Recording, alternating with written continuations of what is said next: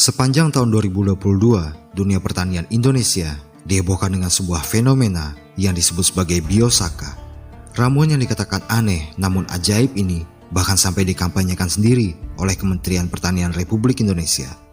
Dikatakan bahwa biosaka adalah sebuah inovasi yang sangat luar biasa dan dikatakan pula bahwa ramuan ini mampu mereduksi biaya pertanian hingga 50%. Untuk saya pribadi, penemuan biosaka adalah sesuatu yang luar biasa dan harus diapresiasi setinggi-tingginya, karena bahkan akademisi pertanian di Republik ini pun belum sampai memikirkan teknologi semacam itu. Namun di satu sisi, bagi petani Indonesia sendiri, biosaka adalah sesuatu yang masih tabu atau anti-mainstream, karena pengetahuan yang umum digunakan saat ini masih merupakan pengetahuan konvensional, di mana hal itu sangat dipengaruhi oleh kebijakan-kebijakan yang lahir dari revolusi hijau. Revolusi hijau menghadirkan perubahan besar-besaran dalam praktek pertanian. Penggunaan pupuk dan pestisida berbasis bahan sintetis yang merusak lingkungan telah menjadi sebuah keharusan dan akhirnya menyebabkan bergantungnya para petani terhadap produk-produk buatan pabrik. Budaya pertanian yang didasarkan pada praktek leluhur seperti lenyap begitu saja. Tidak hanya sampai di situ, revolusi hijau juga menyebabkan semakin suburnya privatisasi terhadap benih, di mana hakikatnya benih adalah komoditas penting yang sepenuhnya merupakan hak petani. Namun kini, petani harus membelinya dengan harga, sebuah harga yang tidak bisa lagi dikatakan murah. Kemudian tiba-tiba kita dikejutkan dengan sebuah penemuan yang diberi nama biosaka. Kurangnya pemahaman yang diterima para petani terkait penemuan itu membuat salah satu hal yang mengkhawatirkan terjadi, yaitu informasi tentang biosaka ditelan mentah-mentah oleh petani. Jika dugaan saya benar, maka sepertinya penemuan biosaka masih 10 atau 20 tahun lebih cepat dari yang seharusnya, karena bagaimanapun petani Indonesia nampaknya belum benar-benar siap dengan teknologi semacam ini. Jika biosaka hanya dikenalkan tanpa penjelasan dan tanpa informasi yang akurat, maka saya yakin 2 atau 3 tahun lagi teknologi luar biasa ini akan hilang begitu saja, ditinggalkan dan dilupakan, lalu hanya terkesan seperti pengalihan isu sesaat dari berbagai polemik yang telah ada. So, apa itu biosaka? Mengapa ini merupakan penemuan yang begitu hebat? Mengapa saya mengatakan bahwa biosaka adalah teknologi yang datang terlalu cepat? Dan mengapa kita, para petani, belum siap untuk itu? Untuk memahami cerita ini, kita harus memulainya dari kisah penemuan biosaka itu sendiri.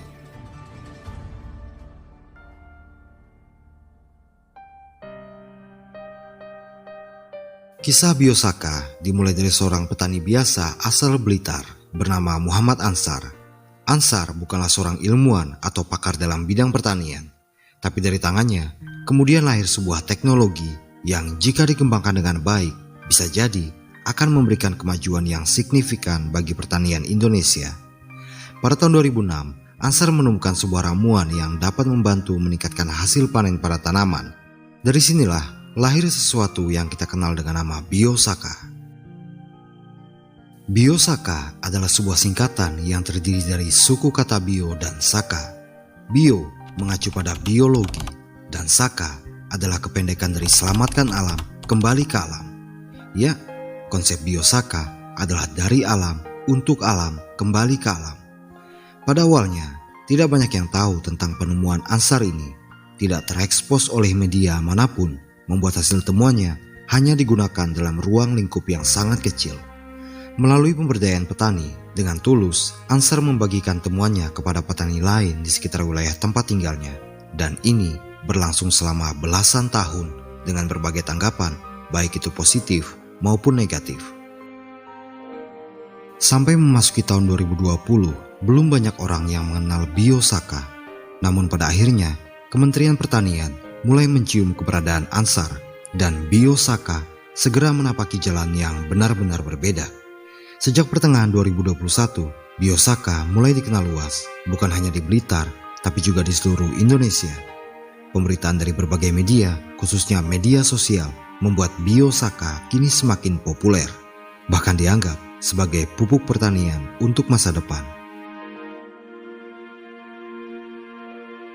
Pendampingan dari Kementerian Pertanian tentu saja memungkinkan biosaka untuk semakin dikenal, khususnya di kalangan petani.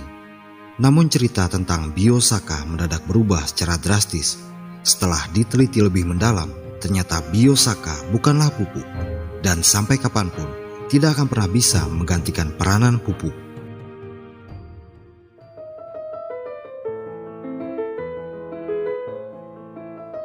Saka itu selamatkan alam kembali ke alam karena bahannya rumput, Pak. Ternyata hanya dengan rumput dan air kita bisa membuat pupuk gitu loh. Jadi kita mulai mencari bahan untuk membuat nutrisi sebagai pengganti pupuk. Jadi ini nutrisi biosaka dari hayati ya, tanaman. Bisa rumput, bisa pepohonan, intinya bebas. Jadi kita milih. Pada awalnya, bahkan Ansar sendiri menganggap bahwa biosaka hasil temuannya adalah sebagai bahan pengganti pupuk atau sebagai nutrisi tanaman. Tapi setelah dilakukan penelitian secara mendalam oleh Profesor Manurung dari ITB bersama dengan peneliti lain, ditemukan bahwa secara empiris, biosaka ternyata merupakan elisitor. Ini adalah sesuatu yang sangat berbeda jauh dengan pupuk. Biosaka ini salah satu elisitor yang sudah dicoba, dan kimianya itu pasti berkaitan dengan elisitor. Ansar kemudian menerima dengan baik jikalau penemuannya dikatakan sebagai elisitor, karena mungkin dia juga mengetahui bahwa itu adalah sesuatu yang luar biasa. Jadi apa itu elisitor? Seberapa pentingkah perannya dalam budidaya tanaman? Dan apakah tanaman yang kita budidayakan benar-benar membutuhkan elisitor seperti biosaka?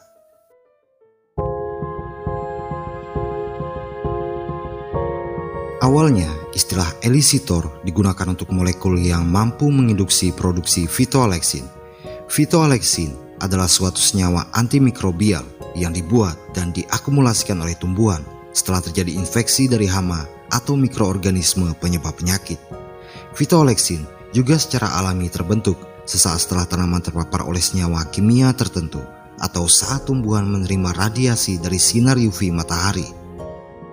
Dalam pertanian, istilah elisitor umum digunakan untuk senyawa yang merangsang semua jenis pertahanan tumbuhan hingga dapat membantu meningkatkan resistensi atau ketahanan tumbuhan dari berbagai serangan hama dan penyakit.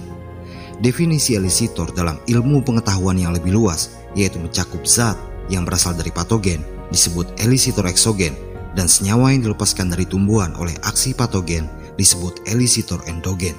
Biosaka kemungkinan lebih dekat dengan jenis elisitor endogen ini. Elisitor juga diklasifikasikan sebagai fisik atau kimia, biotik atau abiotik, dan kompleks atau didefinisikan tergantung pada asal struktur molekulnya.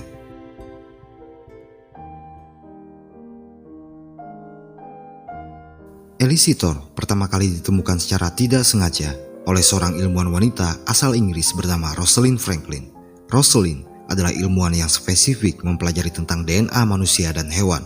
Namun dia juga memiliki ketertarikan yang luar biasa dengan mekanisme kehidupan pada tumbuhan. Pada tahun 1953, Rosalind pindah ke laboratorium kristalgrafi Birkbeck, University of London di Inggris, di mana dia mengalihkan fokusnya ke struktur virus 3 dimensi.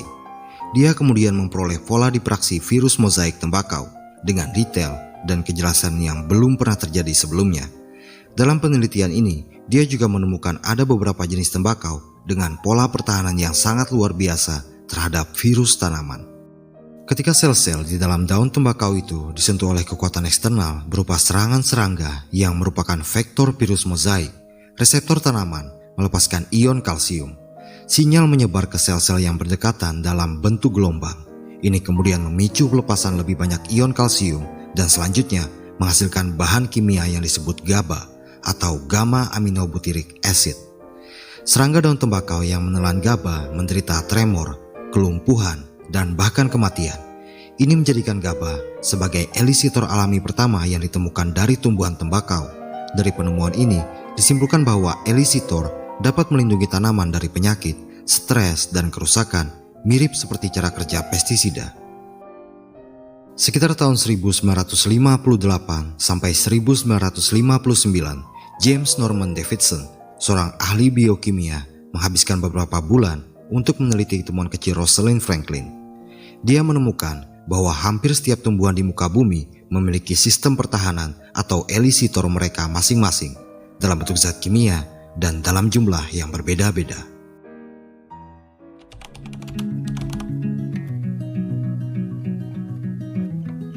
Dalam jurnal penelitian yang berjudul Early Signaling Events Induced by Elicitors of Plant Defense yang diterbitkan oleh The American Phytopathological Society pada tahun 2006 dikatakan bahwa serangan patogen tumbuhan dirasakan melalui senyawa yang dikeluarkan patogen atau molekul turunan tumbuhan yang menimbulkan reaksi pertahanan.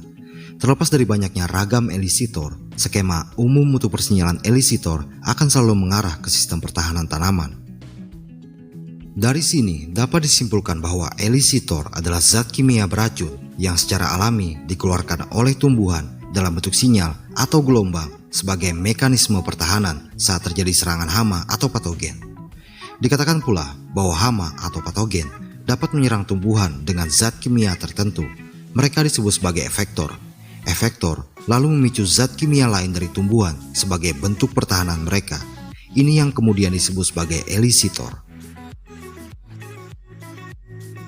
Dalam kasus Biosaka, Ansar sebenarnya mungkin secara tidak sengaja telah memodifikasi efektor. Dia mengambilnya secara hati-hati dari tumbuhan sekitar yang terlihat sehat melalui proses peremasan yang kontinu. Dari sini, dia mengekstrak elisitor dari tumbuhan yang diambil secara acak dan menjadikannya sebagai efektor.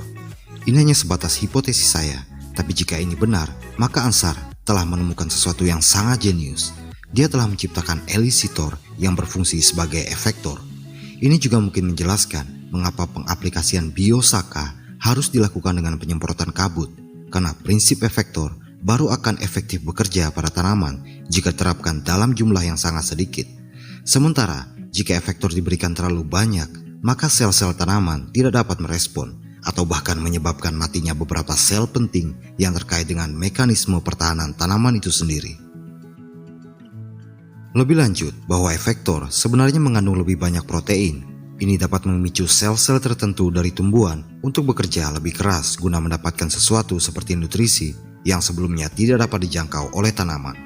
Mengaktifkan sel-sel dan materi genetik tanaman mungkin adalah kata yang tepat untuk efektor, sehingga tanaman yang tidak dipupuk sekalipun dapat menemukan nutrisi yang dibutuhkan dari dalam tanah. Ini sekarang udah nggak pakai pupuk-pupuk kimia lagi, nggak pakai urea, NPK, enggak. Semuanya ini satu tanam sekali, semuanya pakai Biosaka. Lalu masih pantaskah Biosaka dikatakan sebagai elisitor? Jawabannya bisa iya atau juga tidak. Jika dilihat dari bentuk dan cara pengekstraksian, ramuan Biosaka jelas merupakan cairan elisitor. Tapi saat diaplikasikan ke tanaman, cairan ini bekerja seperti efektor yang mengaktifkan elisitor dan sel-sel dari tanaman yang disemprot. Mungkin belum ada kata yang tepat untuk Biosaka penemuan Ansar ini. Yang jelas, dia telah membawanya ke level yang benar-benar berbeda, di mana cairan yang mungkin hanya 1%-nya yang dapat dimanfaatkan oleh tanaman, tapi dapat merekayasa hingga 99% materi genetik tanaman. Ini bisa jadi murni elisitor yang diserap tanaman, atau bisa juga efektor yang cara kerjanya mirip seperti zat pengatur tumbuh. Yang jelas, Biosaka adalah sebuah bioteknologi yang rumit dan juga kompleks.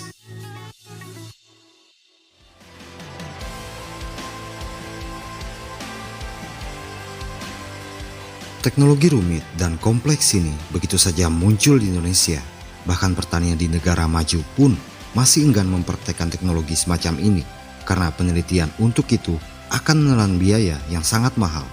Namun Ansar dengan ajaib mampu menemukan teknologi ini tanpa menghabiskan dana sepeser pun, karena Biosaka datang dari waktu dan serangkaian percobaan jangka panjang dari seorang petani yang mungkin dia sendiri tidak menyadari bahwa apa yang dia lakukan adalah sesuatu yang jenius.